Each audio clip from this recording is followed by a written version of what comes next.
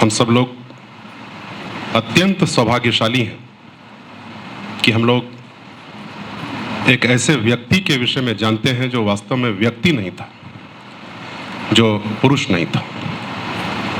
इन्हें हम परम पुरुष कहते हैं।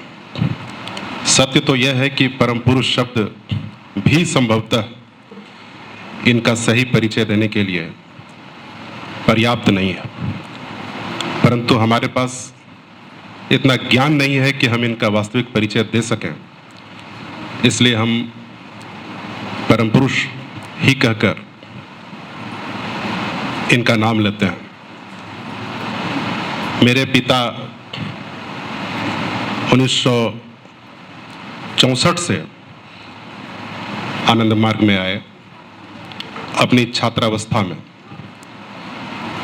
जब वे भागलपुर में विज्ञान के विद्यार्थी थे, उसी समय आनंद मार्ग का प्रचार हो रहा था। उनके मित्रों ने उन्हें इस संस्था के विषय में बताया। वे इसमें आने जाने लगे, उन्हें यह अच्छा लगा, वे इसमें दीक्षित हो गए। उस समय से ही मेरे घर का वातावरण आध्यात्मिक हो गया। जब हम लोगों ने आंखें खोली तो मेरे घर का वातावरण साहित्यिक आध्यात्मिक ही था। मेरी आंख ही खुली तो इन्हीं चर्चाओं के बीच, उस समय मुझे यह समझ में नहीं आता था कि ये क्या बातें हैं।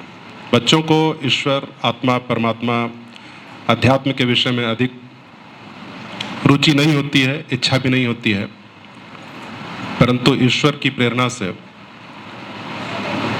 माता पिता के प्रयासों से और मेरे संस्कारों से मुझे बाल्यावस्था में ही धर्म और अध्यात्म में गहरी रुचि जाग गई। मेरे पिता ने मुझे बचपन से ही रामचरितमानस और वाल्मीकि रामायण पढ़ाना आरंभ कर दिया। आमतौर पर बच्चों को इसमें कोई रुचि नहीं होती है, परंतु मेरा सौभाग्य है कि मैं 8 वर्ष की उम्र में संपूर्ण रामायण और महाभारत पढ़ चुका था। इसने मुझे बदल सा ही दिया और मुझे उस कम उम्र में ही समझ में आ गया था कि यह जो जीवन हम लोग देख रहे हैं, इसके परे भी एक जीवन है और हमें इसी को संपूर्ण नहीं मान लेना चाहिए। इसी को सजाने संवारने में, सुंदर बनाने में अपने आप को सीमित नहीं कर देना चाहिए। जब मैं बड़ा हुआ तो मेरी इच्छा हुई कि मैं दूसरे धर्मों का भी अध्ययन करूं। मेरे घर में तो मेरे पिता ने सारे धार्मिक ग्रंथ लाकर रख ही दिए थे। मेरा यह भी सौभाग्य है कि मैंने बहुत कम उम्र में ही चारों वेदों को भी पढ़ लिया और जान लिया कि उसमें क्या है। उपनिषदों को भी पढ़ लिया, कुछ पुराणों को भी पढ़ लिया।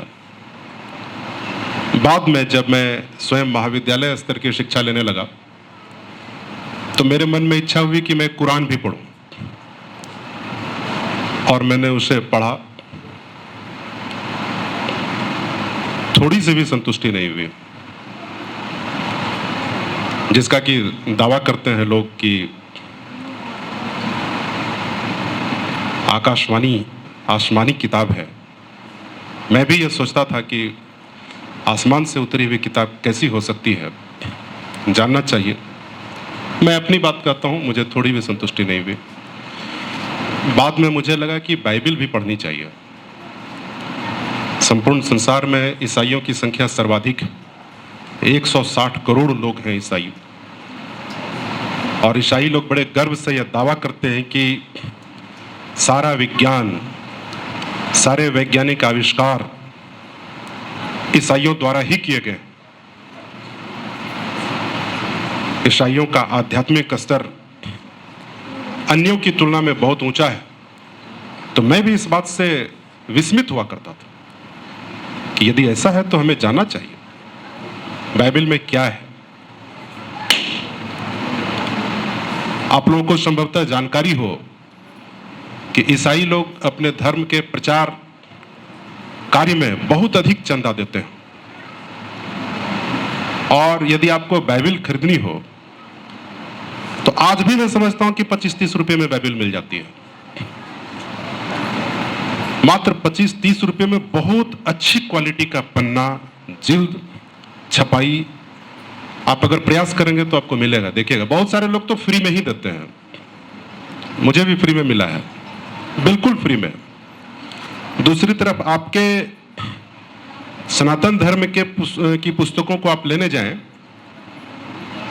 यदि आप वेद खरीदना चाहें तो 3400 रुपया पड़ता है। स्वामी दयानंद सरस्वती द्वारा संपादित ऋग्वेद इतना महंगा है, पता नहीं इसके पीछे क्या कारण है। तो बहुत सस्ते में मिल गई बाइबल, उसको भी मैंने पढ़ा। आश्चर्य की बात है, मुझे थोड़ी सी भी संतुष्टि नहीं हुई, किसी दृष्टिकोण से नहीं लगा कि यह कोई दिव्य वाणी है, ईश्वर के पुत्र की कही हुई वाणी है। आप लोग जानते होंगे कि ईसा को वे लोग ईश्वर का पुत्र कहते हैं। ईश्वर के पुत्र के द्वारा ये धर्म धरती पर लाया गया है। और आप लोग यह भी सुने ही होंगे कि ईसा को बहुत ही दुखद मृत्यु दी गई थी। उनके शरीर में कांटे या कीलें भोंक दी गई थी, उनके माथे पर कांटों से भरा हुआ मुकुट पहनाया गया था। ईसाई लोग यह दावा करते हैं कि संसार के सारे लोगों के पाप धुल चुके हैं, सारे लोगों के पाप अकेले ईसा ने अपने ऊपर ले लिए। जो लोग ईसाई बन जाएंगे उनको ईश्वर के साम्राज्य में अनायास प्रवेश मिल जाएगा, क्योंकि अब आपका सारा पाप तो ईसा ने बहुत पहले ही ले लिया है। यह सब पढ़कर लगा कि कितना प्रलोभन दिया जा रहा है कि हमारे यहां आ जाओ, तुम्हें ईश्वर के मार्ग में, ईश्वर के राज्य में सहजता से, सरलता से प्रवेश मिल जाएगा। दूसरी तरफ हमारे धर्म में किसी भी प्रकार का प्रलोभन नहीं है। हमारा धर्म यह स्पष्ट रूप से कहता है कि अवश्यमेव भोक्तव्यम कर्मम शुभाशुभम कृतम, अवश्य ही भोगना होगा किए गए शुभ या अशुभ कर्म को। किसी भी स्थिति में छूट नहीं है, चाहे तुम जिस किसी धर्म में प्रवेश कर लो, तुमने जो कर्म किया है अवश्यमेव भोक्तव्यम। दूसरी तरफ अन्य धर्मों में कहा जा रहा है कि केवल हमारे धर्म में आने मात्र से आपको जन्नत मिल जाएगा। यहां कोई प्रलोभन नहीं है किसी प्रकार का, और कोई गारंटी नहीं है कि हमारे यहां आ जाने मात्र से आप पवित्र बन जाएंगे। बाबा ने भी, श्री श्री आनंद मूर्ति ने भी स्पष्ट रूप से कह रखा है, यम और नियम का पालन तुम्हें करना ही होगा, उसके बिना मुक्ति नहीं है। आनंद मार्ग की सारी पुस्तकों में प्रथम पृष्ठ पर ही चरम निर्देश है, जो दोनों समय साधना करते हैं अंत काल में उन्हें परम पुरुष की भावना आएगी ही और उनकी मुक्ति होगी। इसकी उपेक्षा करने का अर्थ है कोटि कोटि जन्मों तक पशु के जीवन में पड़े रहना। यानी किसी प्रकार का प्रलोभन नहीं है, काम तो तुमको करना ही पड़ेगा, तुम्हारे हिस्से का काम तुमको ही करना पड़ेगा। तुम्हारे हिस्से का काम कोई और करेगा यह संभव नहीं है। हाँ, यह संभव है कि सद्गुरु कर सकते हैं,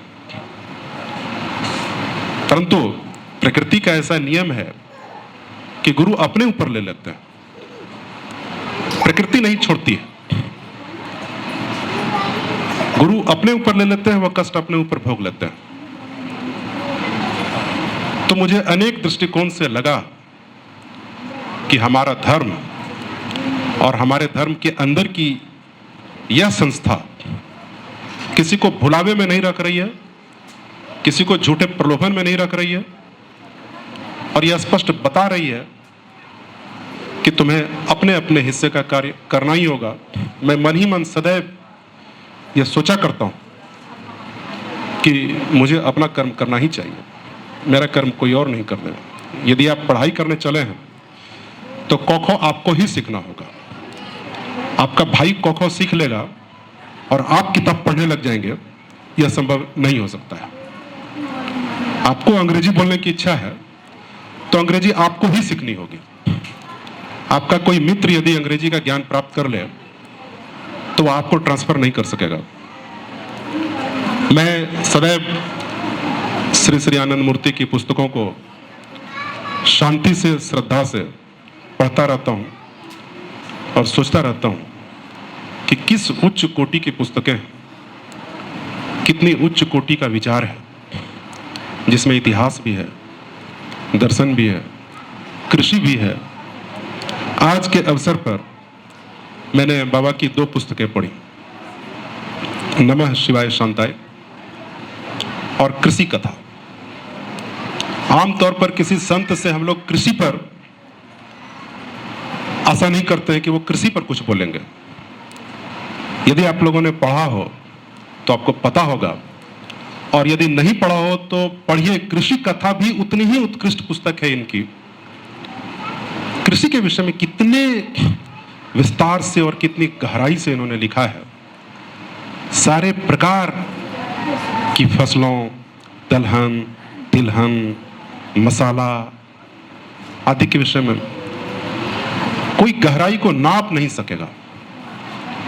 हम लोग जिस व्यक्ति के सामने नतमस्तक होते हैं, उस व्यक्ति की क्या गहराई थी, बड़े से बड़े विद्वान नाप नहीं सकेंगे क्या गहराई थी। मैंने बाबा की लिखी हुई अंग्रेजी व्याकरण की एक पुस्तक पढ़ी। बहुत पतली पुस्तक है, आप लोगों ने पढ़ा होगा। मैंने सोचा नहीं था कि इस छोटी सी पुस्तक में, अंग्रेजी व्याकरण की पुस्तक में, वैसी सूक्ष्म बातें लिखी हुई हैं जो मैंने मोटी मोटी पुस्तकों में भी नहीं पढ़ा। और मुझे आश्चर्य हुआ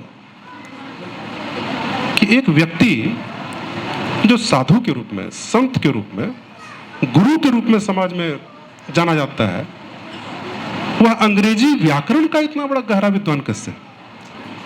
यदि इतनी छोटी पुस्तक में ये इतनी गहरी बातें लिख सकते हैं तो कहीं इन्होंने 400-500 पृष्ठों की पुस्तक लिख दी होती तो उसे समझता कौन? समझ नहीं पाता कोई। मैंने इनकी अन्य अनेक पुस्तकों में शेक्सपियर, मिल्टन, वर्ड्सवर्थ एवं यूरोप के अनेक अन्य साहित्यकारों पर जो टिप्पणी पढ़ी है कि शेक्सपियर ने क्या लिखा है, मिल्टन ने क्या लिखा है, जर्मनी के कवि गेटे ने क्या लिखा है, तो मैं तो पढ़ता रहा और विस्मित होता रहा कि यह तो अंग्रेजी साहित्य के गहरे विद्वानों की चीज है कि जर्मनी के उस साहित्यकार ने जो लिखा है उसमें यह कमी है, मिल्टन ने जो लिखा है उसमें यह कमी रह गई है। ये कहने वाला कोई अंग्रेजी साहित्य का महान विद्वान हो सकता है। इसका अर्थ यह है कि आज तक हम लोगों ने श्री श्री आनंद मूर्ति को ठीक से पहचाना भी नहीं है कि इनकी पहुंच कहां तक है, ये किस किस पर क्या क्या लिख सकते हैं और क्या क्या बोल सकते हैं। मेरा दुर्भाग्य है कि मैंने इनको सशरीर नहीं देखा है। आप में से बहुतों का सौभाग्य होगा कि आपने देखा होगा। निश्चित रूप से जिन्होंने देखा है वे बहुत बड़े सौभाग्यशाली हैं। मुझ पर बाबा ने बस इतनी कृपा की है कि एक रात मुझे सपने में वे दिखाई पड़े। वे आंख बंद कर खड़े थे। मैंने सपने में देखा आज से 12 वर्ष पहले, और मैं समझ नहीं पाया कि मैं इतना सौभाग्यशाली कैसे हो गया कि बाबा ने स्वयं मुझे दर्शन दिया। मैं इतना ही अपने आप को सौभाग्यशाली मानता हूँ। शायद मेरे अंदर की पिपासा, जिज्ञासा, यह तड़प उनको अच्छी लगी होगी, तो उनको लगा होगा कि चलो इस लड़के को हम अपना रूप दिखला देते हैं। मैं इसके लिए अपने आप को बहुत सौभाग्यशाली समझता हूँ कि उनका दर्शन मुझे स्वप्न में हुआ और मैंने उसी समय उनका चरण पकड़ लिया। तो मुझे लगता है कि अपने अंदर की तड़प, अपने अंदर की उत्कट इच्छा बाबा तक यदि पहुंचाई जाए तो वे तदनुरूप आशीर्वाद देंगे, तदनुरूप उनको उनकी मनोनुकूल वस्तु देंगे या जो भी वे उचित समझे करें। अभी मुझसे पूर्व के वक्ता ने जो कहा, वास्तव में कितनी गहरी बात थी कि बाबा सब कुछ जानते थे कि मेरा कौन सा भक्त क्या चाह रहा है, क्या उसकी इच्छा है। कुछ छिपा तो था नहीं उनसे, कुछ भी नहीं छिपा था। मैं अपनी बात को यहीं पर समाप्त करता हूँ।